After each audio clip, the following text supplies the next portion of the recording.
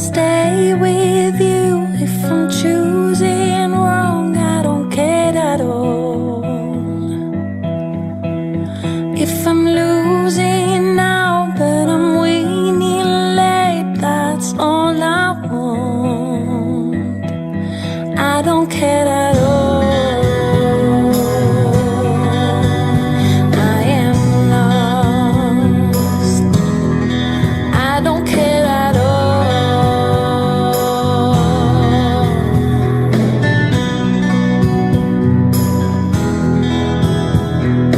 Lost my time, my life is going on.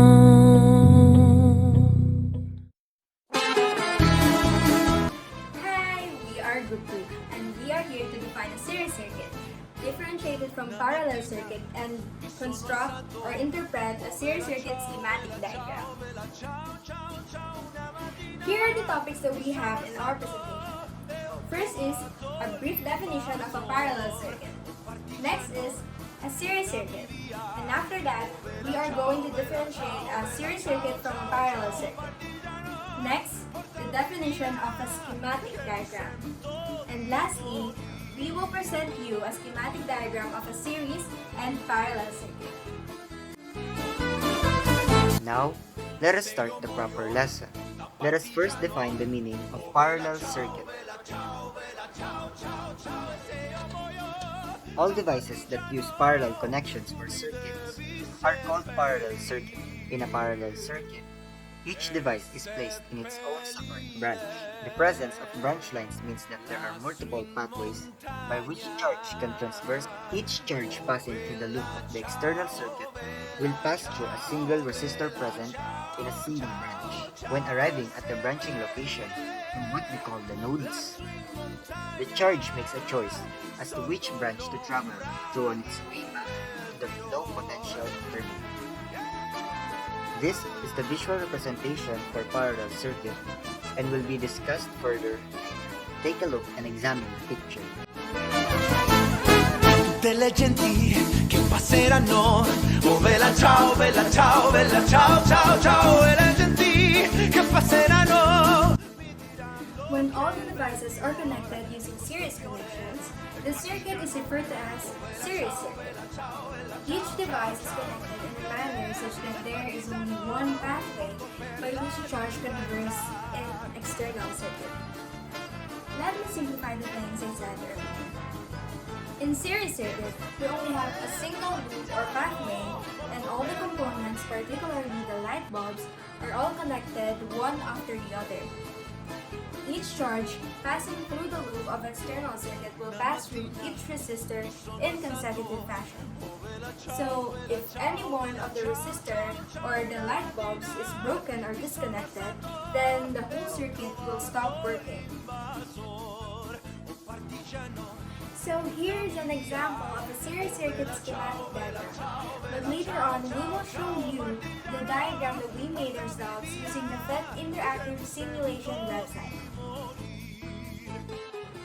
As you can see in this slide, the circuit presented are examples of series circuit.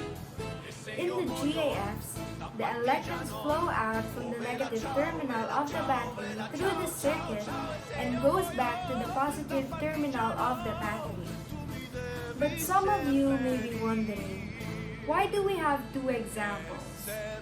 As you can see, the light emitted from the light bulbs of the circuits varies, and this is because of the battery's voltage. Ciao, bella ciao, ciao, ciao, e seppellire lassù in montagna sotto. On the left side, you can see a 9 volts battery, while on the other side is a 1000 volts battery. Based on the image, I conclude that the higher the voltage of the battery is, the greater the light produced. And in addition, the voltage of the battery is divided to the number of the total light bulbs in a series circuit.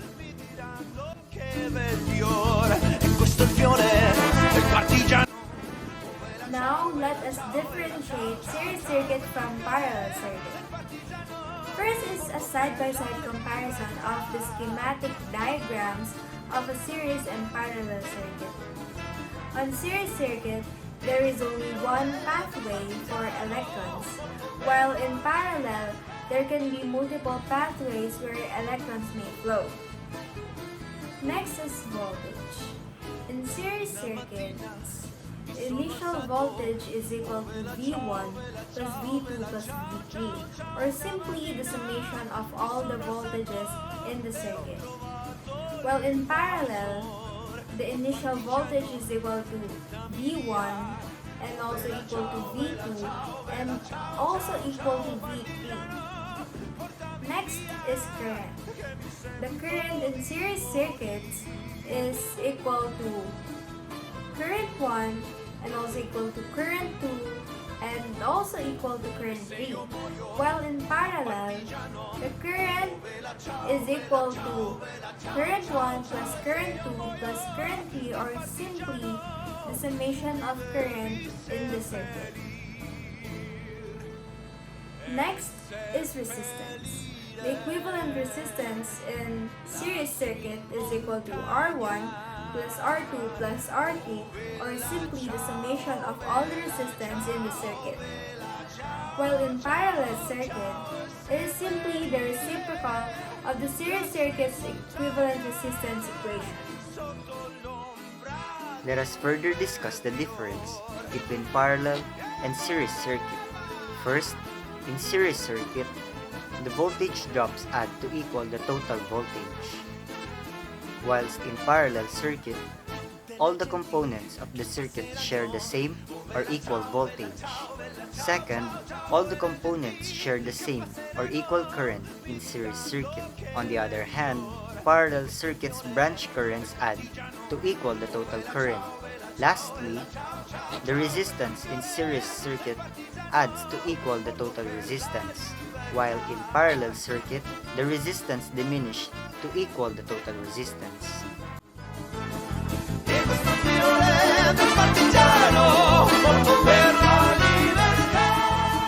The figure on your screen illustrates the most common and simple physics lab activity to represent parallel and series circuit, whereas it uses bulbs, wires, and batteries. Here's the question we can come up by examining the diagram. As the number of resistors increases, or what we pictured as the light bulbs, what happens to the overall current within the circuit? Here are the answers. In series connection, the more resistors added, the overall current within the circuit decreases. This decrease in current is consistent with the conclusion that the overall resistance increases. In parallel connection, as the number of resistors increases, the overall current also increases. The increase in current is consistent with the decrease in overall resistance.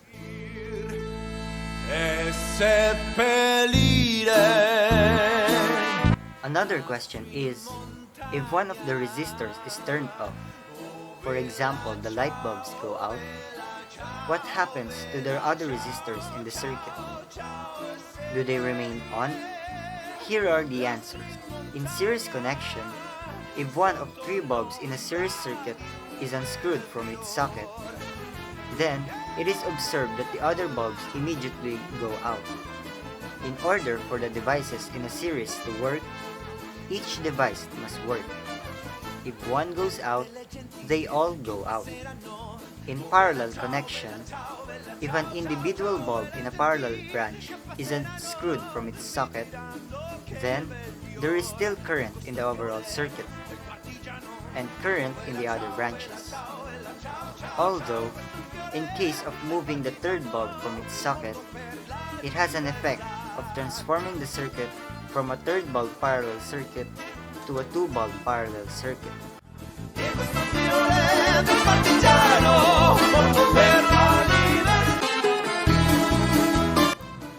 This is a real-life example of a parallel circuit. As you can see, there can be multiple pathways where electrons may flow. And then, next is a real-life example of a series circuit. there is only one loop or pathway where electrons may flow. Ciao, bella ciao, bella ciao, ciao, ciao, partigiano, porta. Now, let us move on to the schematic diagram of the two circuits. First, let us define what schematic diagram means. A schematic is defined as a picture that shows something in simple ways using symbols. In schematic diagram, standardized symbols and lines are used to represent the components of a process, device, or any other object. The photo on the right shows the commonly used symbols that can be found in a schematic diagram and what they represent. They all have different looks to distinguish different parts and components of a certain diagram. Ciao, bella ciao. Here are the schematic diagrams that we made from the FET Interactive Simulation website. As you can see, both in parallel and series circuit, we used one cell battery and two light bulbs. How did I determine that we use one cell battery based on this diagram? As you can see, there are only two lines in the battery's part.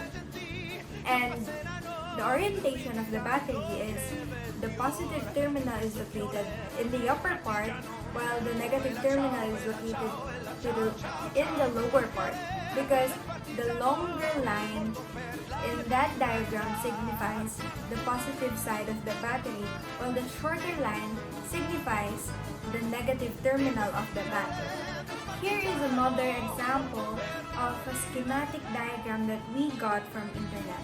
Let us read. I can see that they used a two-cell battery because there are four lines in this diagram, and the orientation of the battery is the positive terminal is located in the upper part and the negative terminal is located in the lower part. I can also see that there are three resistors in this diagram, and the conventional current is counterclockwise, and I believe that conventional current will be tackled by the next group. Thank you. And that is all for our presentation for series and parallel circuits. We hope that you learned something about electrical circuits and connections so that you may apply it to your everyday life. Have a great day ahead, fellow learners. Adios!